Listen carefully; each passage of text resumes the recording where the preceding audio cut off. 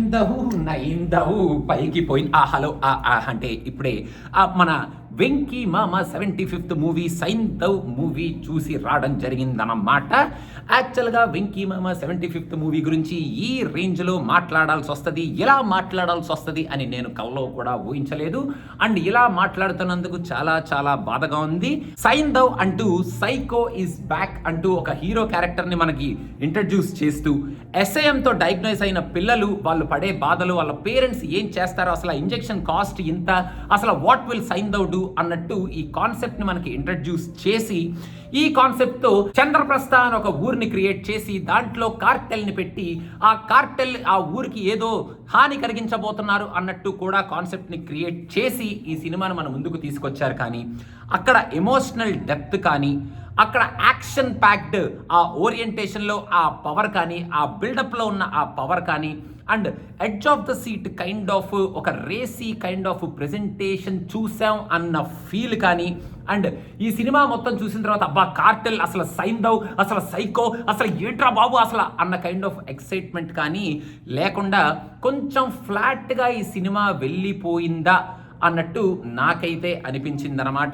Cinema start అవడం చాలా మంచి స్ట్రాంగ్ పాయింట్తోనే స్టార్ట్ చేస్తారు. స్టార్ట్ చేసిన తర్వాత కొంచెం ఎమోషనల్ యాంగిల్లోకి ఈ సినిమా వెళ్తుందా అన్న కైండ్ ఆఫ్ ఎమోషన్స్ నాకైతే లైట్గా కొంచెం ఆర్టిఫిషియల్గా ఉన్నాయి. ఏంట్రా బాబు ఈ ఎమోషన్స్, మెయిన్గా మన వెంకీ మామ అండ్ మన శ్రద్ధ శ్రీనాథ్ వీళ్ళిద్దరి మధ్యలో ఉన్న ఎమోషన్స్ మాత్రం చాలా ఆర్టిఫిషియల్గా ఉన్నాయి అన్నట్టు అనిపించింది అనమాట.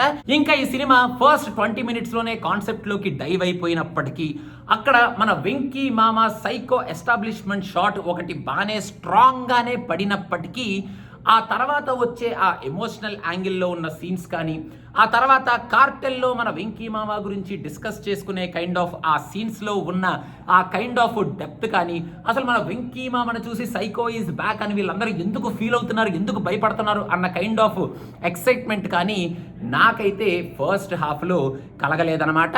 ఫస్ట్ హాఫ్లో ఉన్న యాక్షన్ సీన్స్ కూడా ఏదో అలా వెళ్ళిపోయినాయి, except for that one buildup scene where Venky Mama will be shown as psycho.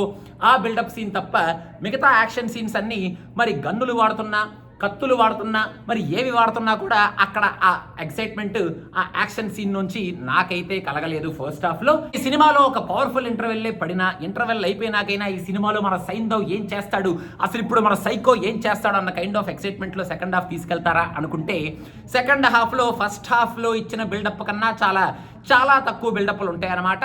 Second హాఫ్లో యాక్షన్ సీన్స్ ఉంటాయి, ఎమోషనల్ సీన్స్ ఉంటాయి, సెంటిమెంటల్ సీన్స్ ఉంటాయి, అండ్ ఆల్సో సైకో అన్నట్టు మన వెంకీ మామని చూపించే సీన్స్ కూడా ఉంటాయి. కాకపోతే సెకండ్ హాఫ్లో ఆ ఎమోషనల్ సీన్స్ కొంచెం అటు ఇటు వర్కౌట్ అయినా, ఆ సైకో అన్నట్టు మన వెంకీ మామని చూపించిన సీన్స్ కానీ, సెకండ్ హాఫ్లో వచ్చే ఆ ఫైట్ సీక్వెన్సెస్ కానీ, ఒక ఎక్స్టెండెడ్ క్లైమాక్స్ లాగా చూపించిన ఆ లాస్ట్ క్లైమాక్స్ సీక్వెన్స్ కానీ డెఫినెట్గా అంత ఎక్సైట్మెంట్ అయితే నాకు క్రియేట్ చేయలేదు అని చెప్పాలి.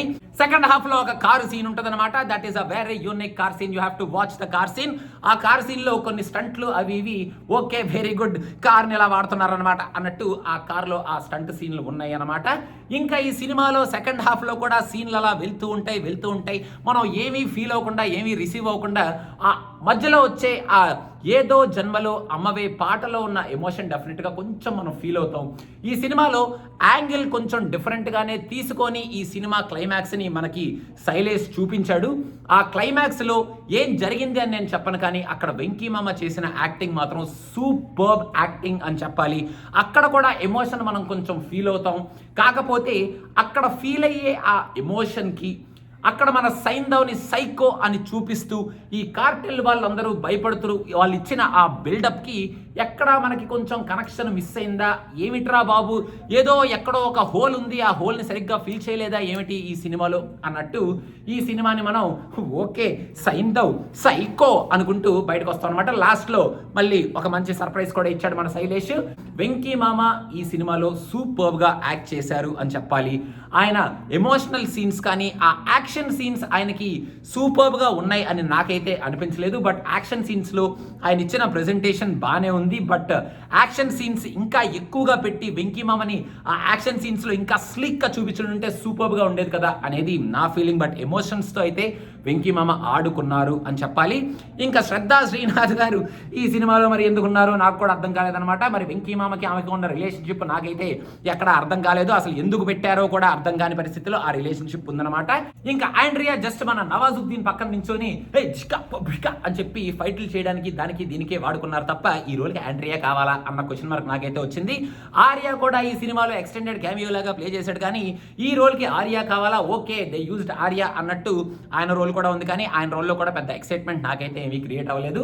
రుహానీ శర్మ కూడా ఈ సినిమాలో జస్ట్ అలా ఉంటది. కొన్ని సీన్లలో కొంచెం ఎమోషనల్ గా నాకు ఇంజెక్షన్ కావాలి, పాపం పిల్లలు ఇదైపోతున్నారు అదైపోతున్నారు అన్నట్టు కొంచెం ఎమోషన్ ని పండించడానికి బాగానే ట్రై చేసింది. Okay she did her best in her role అన్నట్టు ఒక 2-3 సీన్స్ లో ఉందన్నమాట. ఇంకా నవాజుద్దీన్ ఎవరైతే ఈ సినిమాలో మనకి మెయిన్ విలను, నవాజుద్దీన్ యాక్చువల్ గా ఆయన క్యారెక్టరైజేషన్ బాగానే ఉంది. ఆ క్యారెక్టరైజేషన్ లో ఏం చేస్తున్నావురా, ఏంట్రా నువ్వు అలా మాట్లాడుతున్నావేంట్రా, నాకు ఆ తెలుగు వర్డ్ తెలుగులో ఏమంటారు దాన్ని ఏమంటారు అనుకుంటూ అలా హిందీ తెలుగు మిక్స్ చేస్తూ ఒక ఊత పదాన్ని వాడతాడనమాట. ఆయన క్యారెక్టరైజేషన్ వరకు ఆయన పర్ఫార్మెన్స్ బాగానే ఉంది, కానీ ఆయన్ని ఇంకా క్రూయల్ గా చూపించుంటే ఇంకా బాగుండేది కదా. ఏంటి నవాజుద్దీన్ కొంచెం లైట్ గా వేస్ట్ చేసుకున్నారా అన్న కైండ్ ఆఫ్ ఫీలింగ్ నాకైతే వచ్చింది. ఎందుకంటే ఆ ఊత పదాన్ని మరీ త్రూ అవుట్ వాడడం వల్ల ఫస్ట్ టైం వాడినప్పుడు బాగానే ఉంది, కానీ సెకండ్ టైం వింటుంటే కొంచెం అబ్బా మాటికి మళ్ళీ ఇదే ఊత పదం వాడాలా అన్న కైండ్ ఆఫ్ ఫీలింగ్ అయితే నాకు వచ్చిందనమాట.